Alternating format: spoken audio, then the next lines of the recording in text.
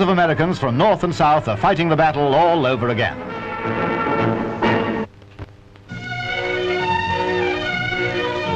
Galina Ulanova, the Russian ballerina, has just been awarded the Lenin Prize for her great contribution to ballet.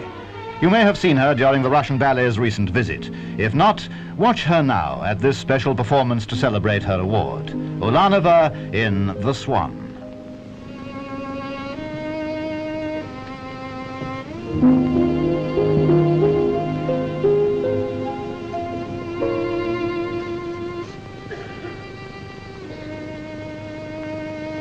With its intensely moving climax, this was one of Pavlova's famous roles. Ulanova, with poised perfection, gives her superb interpretation.